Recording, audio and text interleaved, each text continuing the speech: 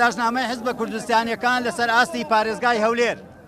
بەڕێز نەتەوە یەکگرتووەکان UN بەڕێز پەرلەمانی کوردستان بەڕێز سەرۆکایەتی هەرێمی کوردستان بەڕێز ئەنجومەنی وەزیران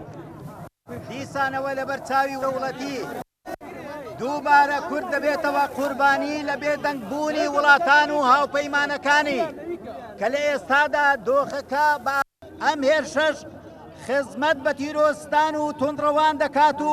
مەترسی سەرهەڵدانەوەی گرۆپی تیرۆریستی داعشی لێ دەکەوێتەوە کە دەست بە بناوی مافی و پەیماننامە نێو سیاسەتی داگیرکاریە لە نەوچەکەدا پیادە دەکرێت. ئەمە لە کاتێکدا تێکڕای ڕایگشتی و UN و هەموو جیهان داکۆچی لە پاراستنی مافی مرۆڤ و ڕێزگرتن لە سەروەری خاچی وڵاتان دەکەن. ئەم هێرشەش کارەساتی وێرانکایی و مرۆیی دەنێتەوە ناوچەکەش ئاڵۆزی لێ دەکەوێتەوە و کەسانی مەدەنی قوربانی ئەم هێرشە دەبنە قوربانی ئەم هێرشە ناڕەوایە لە کاتێکدا پاراستنی سەر ئەستۆی کۆمەلگای نێودەوڵەتیە. بۆیە ئێمەش ئەو حیزبانەی لەسەر ئاستی پارێزگای هەولێر کۆبووینەوە و لە خوارەوە ناومان هاتووە. ئەم هێرش و پەلامارە ئیدانە دەکەین و داواکارین یەک بە مەبەستی ڕاگررتنی هێرشەکانی تورکیا بۆ سەر ڕۆژئاوا UN هەوڵەکانی چڕ بکاتەوە و سنوورێک بۆ ئەم هێرشانە دابنێ. دوو پاڵپشتی گەلەکەمان بکرێت لە هەریەک لە عێراق، ئێران، سووریا، تورکیا لە هەڵبژاردەی دیموکراتیانەی ژیانی سیاسی خۆیدا. هەرچی کۆمەلگای نێودەوڵەتی و UN ئەم هێرشە و چارەسەرکردنی کێشەکان لە ڕۆژئاوای کوردستان چڕ بکەنەوە و لە ئەگەری بەردەوام بوونی ئەم هێرشە هەوڵدەن سنوورێک بۆ بەرژەوەندیەکانی وڵاتی تورکیا لە هەرێمی کوردستان دابنێن. حیزب و لایەنە سیاسیەکان کە بەشدار بوون لەو کۆبوونەوە هاوڕێ ئامادە بووان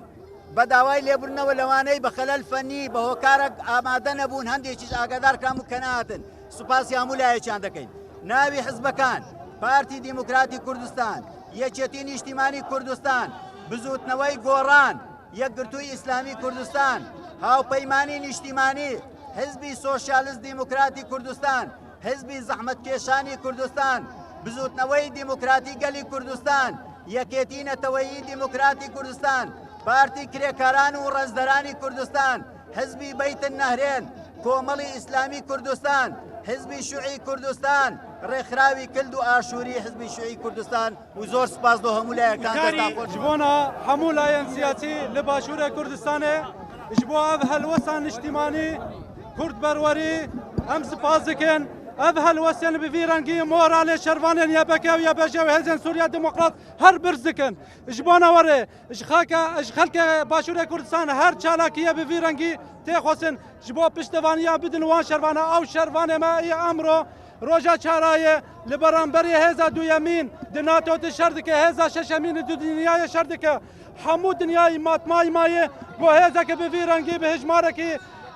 biçûk dikarin li beramberî vê hêzê bisekin ji bona warê ji xelkê Başûrê Kurdistan her tê xwestin çalakiye vî rengî ji bona moralê şervananê li Rojavayê Kurdistan her birz bibe û derbê giran li faşista bixe.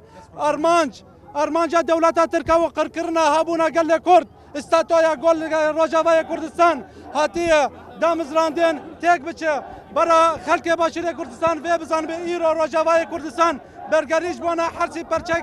perçeyê dîke dike. Heger li Rojavayê Kurdistan dagirkeriya dewleta Tirk bi ser ket tê wê manê ku